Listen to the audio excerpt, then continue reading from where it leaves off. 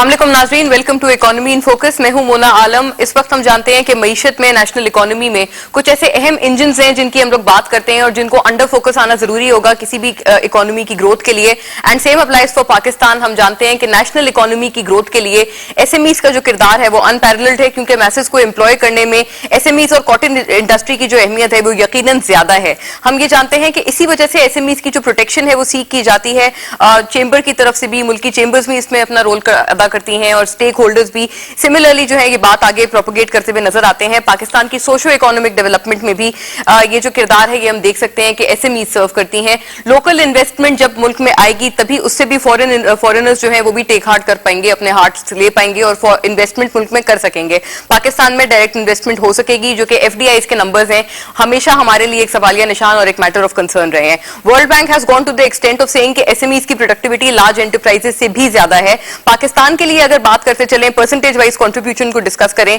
Industrial employment में SMEs का हिस्सा 78% है और नेशनल जीडीपी में 30% है।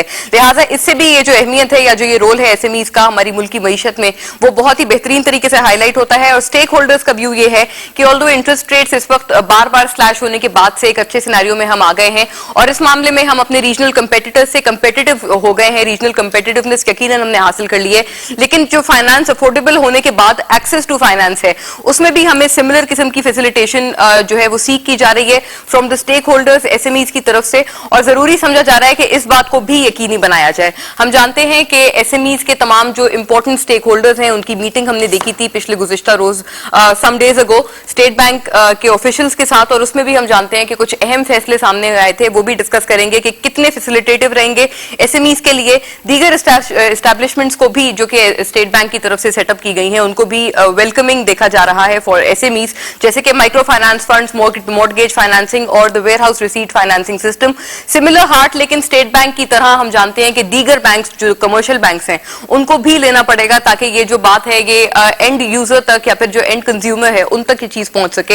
हुकूमती बिल भी इस बात से जाहिर होती है कि एसएमई बैंक को प्राइवेटाइज करने को जो है फास्ट पेस करने की बात अब की जा रही है और हुकूमत ने इस हवाले से जो इंस्ट्रक्शंस हैं वो दी हैं। स्टेट बैंक की रिकमेंडेशंस पर ये जो है किया गया है instead of merging it with national bank of Pakistan.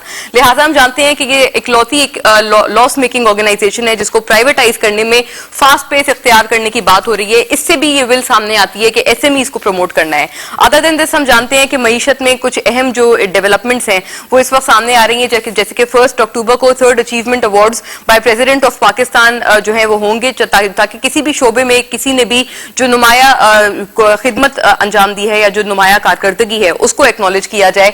यकीनन इससे भी हौसला अफजाई होती है और जो एक हार्ट लिया जाता है तमाम लोगों की बेहतर परफॉर्मेंस के लिए। ये हम देखेंगे कि 1 अक्टूबर को ये अवार्ड्स होंगे। ये तमाम इनिशिएटिव्स हमें इसी लाइन में, इसी स्कोप में नजर आ रहे हैं कि मजीद अगर मईशत में जो इंपॉर्टेंट लोग हैं जो रोल अदा करते हैं या अपना किरदार अदा करते हैं उनके रोल को मजीद हाईलाइट करते हुए तमाम इंसेंटिव्स हैं।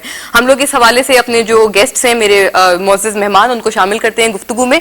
मेरे साथ आज मौजूद है मिस्टर मोहम्मद मियां इदरीस शेख, प्रेसिडेंट है आप federation of Pakistan chamber of commerce and industries के। मिस्टर जुल्फिकार थावर हमारे साथ हैं, प्रेसिडेंट यूनिसेम, उनसे एसएमईज के हवाले से गुफ्तगू रहेगी। Doctor Ayub Mehar has also joined economist from FPCCI, economic numbers में उनसे बात करेंगे। And last but never the least mister Rashid Ahmed Siddiqui भी हमारे साथ हैं, president KATI. I welcome you all on the forum. Idrees साहब, आपसे आगाज करूंगी गुफ्तगू का। 3rd अचीवमेंट अवार्ड्स जैसे कि 1 अक्टूबर को हम ये एक्सपेक्ट कर रहे हैं by the president of Pakistan, सबसे पहले इस हवाले से बताइएगा इसको आप कितना हाईलाइटिंग समझते हैं कि मुख्तलिफ शोबों में लोगों को इनकरेज करना कितना जरूरी है? बिस्मिल्लाहिर्रहमानिर्रहीम। जैसा आपने कहा कि ये एफपीसीसीआई का 3rd अचीवमेंट अवार्ड है और हम ये समझते हैं कि जितने भी यहाँ पे पाकिस्तान में डिफरेंट शोबे हैं, सेक्टर्स हैं, उसके अंदर जो लोग आउटस्टैंडिंग परफॉर्म करते हैं, आउटस्टैंडिंग काम करते हैं और उनकी परफॉर्मेंस को एवेल्युएट करने के बाद फेडरेशन जो है वो उनको सिलेक्ट करती है। सिलेक्ट करने के बाद फिर कितना ज़रूरी है कि उनको इनकरेज किया जाए। मैं समझता हूँ कि जहाँ पे आप लोगों को फाइनेंशियल बेनिफिट मिलता है वहाँ पे जो लोग आउटस्टैंडिंग परफॉर्म करते हैं उनको एक नेचुरली एक रिकग्निशन की ज़रूरत भी होती है कि उनको अपनी सोसाइटी में, अपनी बिजनेस सेक्टर में उनको एक्नॉलेज किया जाए और वो एक्नॉलेज करना, उनको मोटिवेट करना है।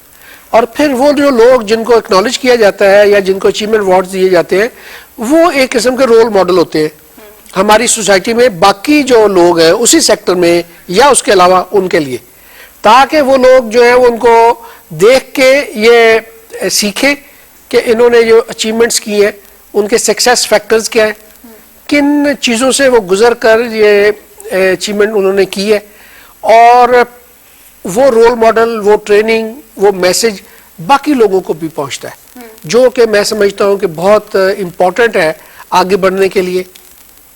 और जहां मैंने कहा कि लोगों को फाइनेंशियल बेनिफिट होता है, वहां पे एक स्टेज ऐसी आती है कि वो समझता है, वो चाहता है कि उसको सोसाइटी जो है वो रिकग्नाइज भी करे और एक्नॉलेज भी करे। तो इस लिहाज से ये बहुत इंपॉर्टेंट होता है। सिलेक्शन क्राइटेरिया के हवाले से बताइएगा। इसमें ऑफ कोर्स आप देखते हैं कि काफी सारे कंपेटिटर्स होते होंगे, तो आप जिस तरह से ये सिलेक्ट करते हैं और ये अवार्ड्स जो दिए जाते हैं, क्या पैरामीटर्स होते हैं जिनको आप मद्देनजर रखेंगे? हाँ, इसमें जब हम ये अचीवमेंट अवार्ड्स अनाउंस करते हैं तो लोग हमें अप्लाई करते हैं और बेशुमार हमारे पास एप्लीकेशंस आती हैं। हम उनको एक FPCCI का अपना क्राइटेरिया है उनकी अचीवमेंट्स का, वो अचीवमेंट्स के क्राइटेरिया को देखते हुए फिर हम उनकी सिलेक्शन करते हैं। जो उनमें से फिर ये समझ आती है कि ये लोग उन क्राइटेरिया से पूरा उतर रहे हैं, उनको उस सेक्टर में एक ही शख्स को जो है वो सिलेक्ट किया जाता है और उस तरह से उसको अचीवमेंट अवार्ड दिया जाता है। उसके पैरामीटर्स जो है वो बेशुमार है, उन एक लंबी लिस्ट है उन पैरामीटर्स की।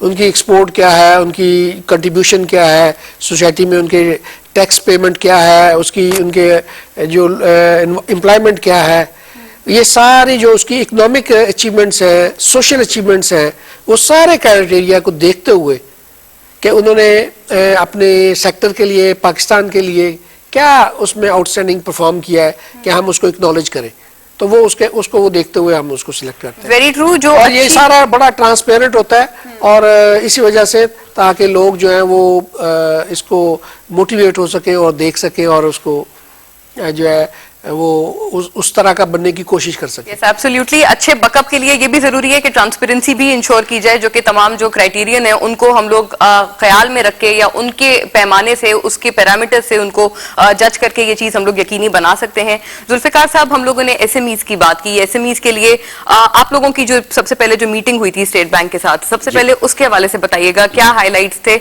और उसमें कौन सी ऐसी जो अहम बातें हैं या नुकात हैं जिनके ऊपर आपने देखा है कि अप्रूवल गई है या अप्रूवल की तरफ एक रुझान गया है? स्टेट बैंक का एक बहुत ही इंपॉर्टेंट रोल है।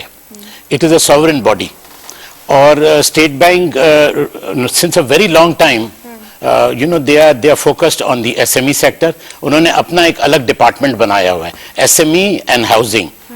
ठीक है, अब जब स्टेट बैंक की मीटिंग थी 18 सितंबर को, तो उसमें हमने उनसे प्रपोजल्स दिए और अल्लाह के फल से most of them they agreed. मतलब थोड़ा सा टाइम फैक्टर है that they will you know implement that. तो अब ये था that we told them that look, first of all जो ये माइक्रो फाइनेंस बैंक्स है ना, तो उनकी लिमिट जो है that is only up till 5 lakhs that they can finance an entrepreneur. So we told them that इसको आप कर दें अप टू 2 million। इसलिए कि स्मॉल जो है वो बैंक्स उनको अकोमोडेट नहीं करती है। Commercial banks they are not interested in financing the small sector. तो हमने कहा ये जो मिसिंग मिडल है ना, ये बेचारा इस तरफ है स्मॉल, ना इस तरफ है, तो इसको आप माइक्रो फाइनेंस के सुपुर्द कर दें और माइक्रो फाइनेंस की लिमिट बढ़ा दें। क्योंकि स्मॉल सेक्टर जो है वो micro finance sector, micro finance bank जो है, they are well versed in financing the small and the micro entrepreneurs and all that. Our second demand was that we need a SME specific bank. देखिए अभी जो हमारी SME bank है ये सिर्फ नाम के लिए है. It is in no way an SME bank in the true sense. It is just a namesake SME bank.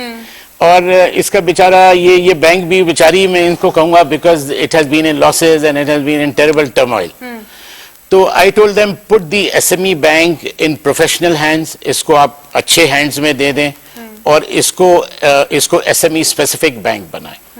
तो उन्होंने कहा कि हम इसको प्राइवेटाइज कर रहे हैं बिल्कुल जी। और इनको एक एजेंडा देंगे कि 80% इनका जो पोर्टफोलियो होगा वो एसएमईज के लिए होगा। बिल्कुल सही। तो मैंने कहा चले दिस इज सेटिस्फैक्टरी।